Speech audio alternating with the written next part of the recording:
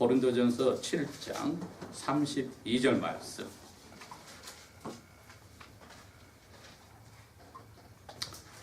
그러나 나는 너희가 염려하지 아니하기를 원하노라. 결혼하지 아니한 남자는 주님께 속한 일을 염려하여 어떻게 주님을 기쁘시게 할까 하나, 결혼한 남자는 세상의 일을 염려하여 어떻게 자기 아내를 기쁘게 할까 하느니라. 아내와 처녀 사이에는 차이점이 있나니 결혼하지 아니한 여자는 주님의 일을 염려하여 몸과 영을 다 거룩하게 하려 하나, 결혼한 여자는 세상의 일을 염려하여 어떻게 자기 남편을 기쁘게 할까 하느니라. 내가 이것을 말하는 것은 너희의 유익을 위하며 내가 너희에게 올가미를 씌우려는 것이 아니라 오직 합당한 것을 하게 하여 너희로 마음이 흐트러짐이 없이, 즉 온전한 마음으로 주님을 섬기게 하려 함이니라. 아멘. 오늘 이 짧은 본문이지만 이 본문의 그 35절의 마지막에 이미 이분이 무슨 말씀을 하셨는지 결론처럼 써놓은 것이 있습니다. 마음이 흐트러짐이 없이 온 마음을 한 곳으로 집중하여 주님을 섬기게 하는 것이 내가 너희들에게 이 편지를 쓴 내용이다. 이렇게 밝혀두었습니다. 이 자리에 갓 결혼한 가족도 있고 또 젊은 청춘 남녀들이 앉아 있는데, 전 세계 어디를 가더라도 결혼 예식은 어느 민족이나 어느 부락이나 어느 부족이나 문화에 가서도 아주 거룩하고 신성하고 조심스럽게 행해집니다. 그리고 서양 문화가 들어와서 우리 한국에서도 웨딩 말치에 뭐 행복의 문 열리어라 이렇게 해서 시작이 되는데, 또 결혼하고서는 사람들이 그게 지옥의 문이 열렸다 하기도 하고 감옥의 문이 열렸다고 하기도 하고, 왜 결혼은 연애의 무덤이다, 재밌는 로망은 지났다 이렇게 이야기하니까 거기도 조금의 진리는 다 들어있습니다. 그러나 오늘은 이 고린도 교회 사도 바울이 자기의 개인의 생각을 쓰신 것이 아니고 성령께서 이 고린도에 있는 교회의 문제들을 해결하게 하시려고 쓴 편지이기 때문에 마침 결혼에 관한 것을 7장 전체 써놓았습니다. 8장은 제사에 관한 것들입니다. 우상신에게 바치는 제물에 관한 있었는데, 이 7장은 그러니 자연적으로 결혼 문제를 하나님께서, 성령 하나님께서 사도 바울을 통하여 아주 문제가 힘들어하는 교인들에게 가르쳐 주셨습니다. 근 2000년이 지난 오늘의 저희들에게도 여전히 시대를 넘어서서 이 결혼 문제와 그 결혼하는 사람과 하지 않는 사람과 이 모든 사람들이 그리스도인으로서 어떻게 하면 온전한 마음으로 주님을 섬길까 하는 데 대한 그러한 지침이고 방침으로 저희들이 받아들이는 것입니다. 그 웨딩 마치가 행복의 문 열리어라가 아니라 주님께 온전한 마음을 드리기 위해서 결혼을 한다면 영광의 문 열리어랍니다. 내 원하는 남자와 여자와 결혼하는 영광의 문이 아니라 혼자 예수 믿는 사람이 다른 예수 믿는 남녀가 서로 만나서 그 시너지 효과가 나올 때는 각자 일의 일을 이해하다가 둘이 만나면 2의 역할이 하는 게 아니라 4와 8과 16배의 역할을 하게 될 때에 그 결혼은 하나님이 인정해 주신 아름다운 결혼입니다. 물론 그렇지 않다고 해서 하나님이 인정하지 않으신 게 아니고, 하나님의 복보다도 자기들이 이 세상의 것으로 만족하겠다고 결혼하는 그리스도인 남녀는 참으로 하나님의 가슴을 아프게 하는 부부가 되는 것입니다. 고린도 교회는 그 당시에 하나님의 선교사 사도 바울이 찾아가서 복음을 전했을 때 다 믿지 않는 부부들이었습니다. 그들 속에 복음이 들어갔을 때 부부가 나란히 복음을 받아들이고 회개한 것은 드물었습니다. 그러니 자연히 아내나 남편이 먼저 믿는 경우가 있는데 그 당시의 문화로 보아서는 남편이 믿으면 아내는 주로 따라오지만은 아내가 믿었을 때는 문제가 심각해져서 참으로 고통을 많이 받는 신앙을 가진 아내분들이 있던 때였습니다. 그리고 시절이 지나서 이제 그 믿는 가정에서 자란 사람들이 결혼할 나이가 되고 또 엄마 따라 신앙생활을 하던 여자가 결혼할 나이가 되었을 때 문제들이 등장하게 되었습니다. 그러니 그 교회에 문제가 생긴 것에 대해서 성령님이 사도 바울을 통하여 이 편지를 쓰셔서 해결 방안을 주셨는데 그 원리는 우리에게도 그대로 적용된다 이런 말입니다. 무엇보다도 먼저 예수님께서 자기를 따르는 제자들에게 분명히 이야기를 해 주셨습니다. 하나는 누구든지 나보다 자기 아내나 자기 남편이나 자기 엄마나 아빠나 자기 아들이나 딸을 더 사랑하면은 나에게 합당치 않다고 했습니다. 이 말은 내 제자가 될 수 없다는 뜻입니다. 거기다가 예수님은 누구든지 나의 제자가 되려면 먼저 자기를 부인해라. self denial.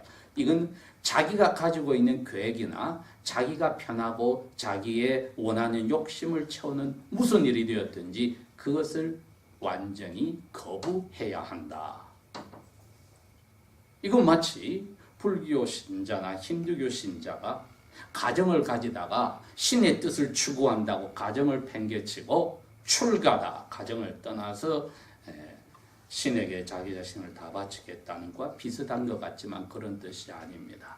예수님께서는 제자란 나와 같은 삶을 사는 사람이다. 너희들이 나를 레바이라고 불렀으니까 나와 함께 1년 365일 하루 24시간 같이 살면서 나의 언행심사 내가 말하고 움직이고 생각하고 내 마음이 어떠한 것까지 그대로 따라하는 것이 제자의 삶인데 너가 무슨 아이디어를 가지고 있고 나는 이거를 좋아해 저거를 좋아해 나는 이런 계획이 있어 그걸 가지고 나에게 따라오면 너는 나에게서 모든 것을 배울 자격이 없어. 너의 것을 버려야 돼. 그 뜻입니다. 그래서 자기를 부인하라는 겁니다. 왜 예수님 자신이 아들 하나님이라고 하는 신의 자리를 부인하고 세상에 왔습니다. 그래야만 아버지께서 하라는 사도 즉 보내심을 받은 사람 그게 사도란 뜻인데 일을 할 수 있기 때문입니다. 누가 보냈습니까? 아버지. The sender는 아버지입니다. 이제 예수님이 자기 제자들을 봤을 사도로 만들려고 제자로 키우고 있는데 그게 바로 자기의 무슨 아이디어를 제자들이 가지고 있다면 그 사람은 예수님에게서 배울 자격이 안 됩니다. 그러니 제자가 되기 위해서는 자기의 것을 정리를 해야 되고 거기에 부모 관계, 가족 관계, 아내 남편 관계도 2번으로 다 밀려나야 된다는 뜻입니다. 끊어버리라는 뜻이 아니고 밀려나서 예수님이 뭐든지 하면 무슨 말씀을 하든지 무슨 행동을 하든지 나는 그걸 그대로 닮아간다. 그러려니까 아내와의 관계와 남편과의 관계와 부모와 자녀와의 관계가 걸려 그때는 가차없이 그것을 입으로 밀려버려서 예수님을 닮아가는 첫째가 될 때 그 사람만이 제자라는 이름으로 불립니다. 다른 표현을 하면 그 사람들만이 참 그리스도인이고 나머지는 이름뿐이 가짜란 뜻입니다. 가짜입니다. 심판날에 바깥 어두운 데서 슬피 울며 이를 갈미 있는 가짜 그리스도인들입니다.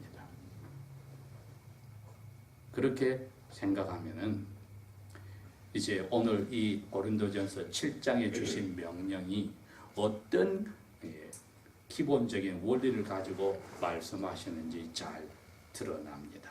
그게 31절에 보면은 이 세상에 사는 사람들은 세상에 있는 풍습을 따라서 살다가 그 사라지는데도 그것이 전부인 것처럼 영원한 것처럼 목매단다.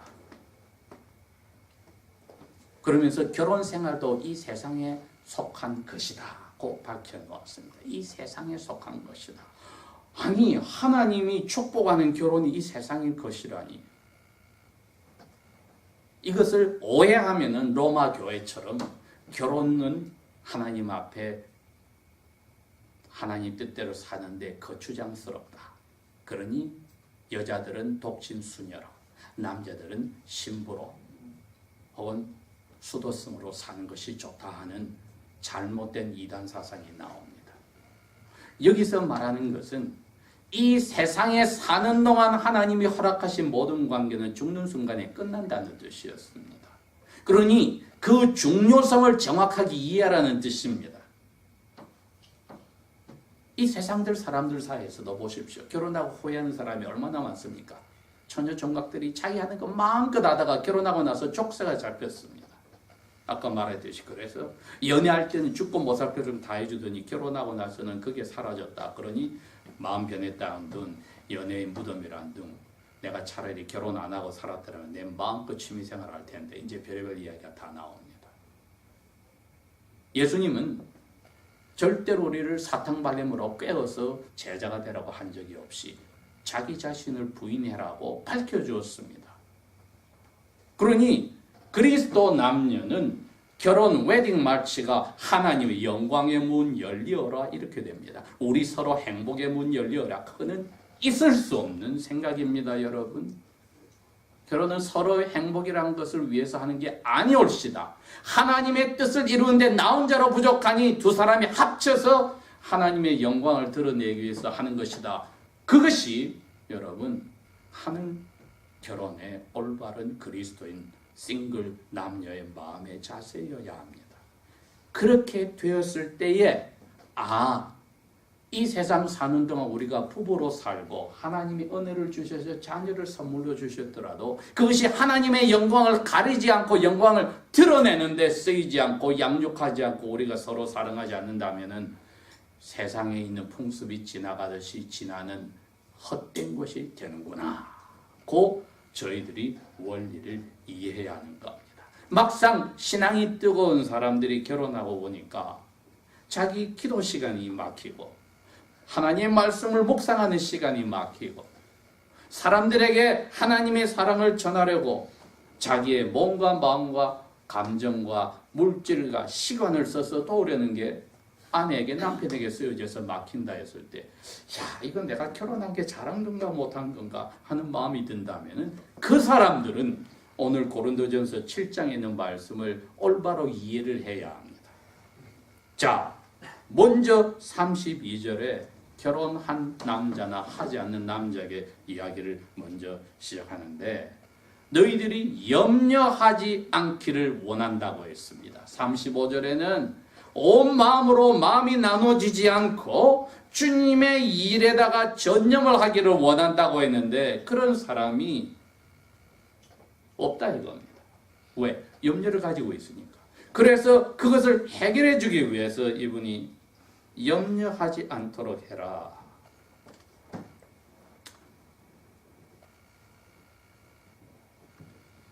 결혼하지 않은 남자는 주님이 하라는 일을 고민하고 걱정하니까 그것은 사도 바울이 말하는 염려가 아닙니다.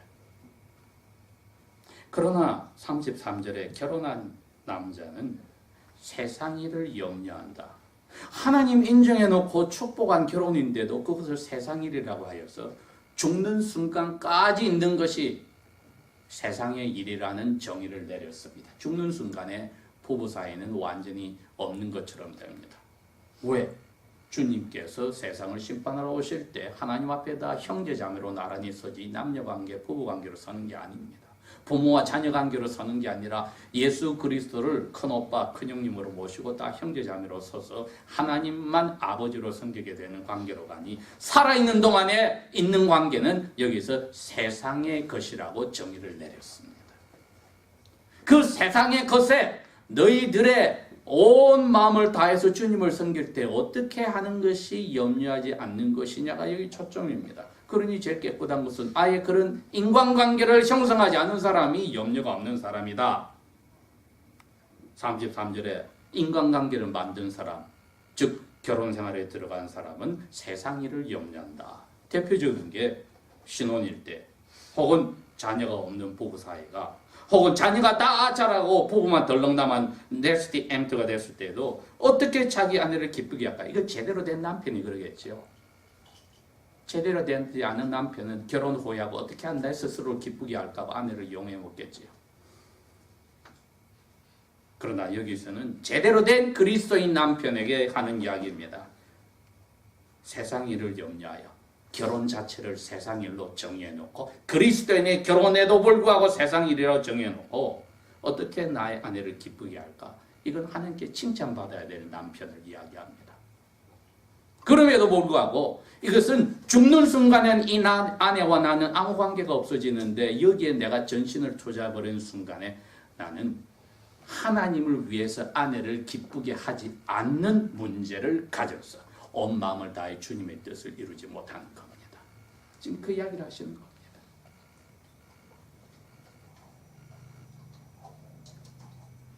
(34절에) 아내와 결혼하지 않은 처녀 사이에는 차이점이 있느니 이제 결혼 아니한 처녀들은 그 몸과 마음을 어떻게 하면 주님의 뜻을 이루는가에 자기가 다 쓸 수 있으나 결혼을 한 여자는 세상이 결혼 자체가 주님 앞에 아름답고 축복받은 일이지만 어떻게 남편을 기쁘게 할까? 이것도 제대로 된 그리스도인 아내가 그렇게 하겠죠. 안 그러면 남편이 귀찮다고 아내가 자기 마음대로 하려고 교회를 핑계로 가정을 등한시할 때 이거는 여기에 있는 그리스도인으로서 올바른 아내로서 어떻게 하면 남편을 기쁘게 할까를 못하는 잘못된 그리스도인 아내입니다. 자, 그러면 여기에 아내를 위해서 남편을 위해서 최선을 다하여 염려하는 것이 왜 사도 바울은 성령의 감동으로 문제가 있다 했느냐? 35절에 그랬잖아요. 너희들에게 유익이 되기 위해서 내가 이 말을 했는데 너희 마음이 나누지 않기를 원한다. 마음이 나눠지지 않기를 원한다. 여러분, 이 마음이 나눠지지 않는다는 것은 부부가 시작부터 하나님의 영광을 위해서 우리는 이제 사는 거야. 내가 당신을 도움을 받고 당신은 나의 도움을 받아서 우리가 서로 도움을 얻기 위해서 결혼한 게 아니라 당신과 내가 합해서 하나님께 바쳐지기 위해서 결혼했어를 절대로 잊지 않으면 온 마음을 다하여 혼인 생활이 가능한 겁니다, 여러분. 세상의 일을 염려하는 게 아닙니다. 결혼 생활 자체가 초점이 아니라 이것을 어떻게 하나님의 일을 위해서 쓸까를 하면은 아내나 남편을 위한 염려도 하나님의 일을 위해서 어떻게 해야 될까를 연구할 때는 남편만을 기쁘게 하고 아내만을 기쁘게 하는 일은 그리스도인의 삶에서 두 번째로 밀려나서 역시 온 마음을 다하여 주님을 섬기게 되는 것입니다. 물론 자기 자신처럼 싱글로 살기를 원한다고 했지만은 그것은 하나님이 그런 은사를 주신 사람에 한해서요. 그 외에는 혼인의 은사를 주셨으니 그 은사를 제대로 사용하는 것은 자기를 위해 사용하는 게 아니죠. 보통 결혼은 자기를 위해서 사용합니다. 그래서 자기에게 맞는 사람 찾아서 결혼하지만은 그 시작부터가 하나님의 영광이 두 번으로 갔기 때문에 그리스도인들은 결혼 시작부터 조심을 해야 합니다. 그래서 아내를 위해서 모든 것을 다 투자하고 남편을 위해서 투자하는 것이 얼핏 보면 아름다운 것 같으나 거기 남편에서 끝나고 아내에서 끝나버리니 자기 두 사람 혹은 자기 애들과 가정에서 끝나버리는 것은 이것은 가장 그리스도인의 밑바닥 생활입니다. 왜? 마음이 나뉘었습니다. 하나님의 일을 위해서 가정에 쓰이고 아내가 쓰이고 남편이 쓰이고 부부 생활이 쓰이고 가족 전체가 쓰일 때야 이게 온 마음이 나눠지지 않고 주님의 일을 섬기는 데 쓰였구나. 이것을 사도 바울은 고린도 교회 우리처럼 좋은 환경에서 믿는 사람끼리 결혼하지 않고 불신자들이 처음 예수 믿는 이 환경에서도 이 원리를 주셨다면 하물며 얼마나 우리는 더 이 원리를 우리 생활에 실천해야 할까 하는 도전이 됩니다. 기도하겠습니다.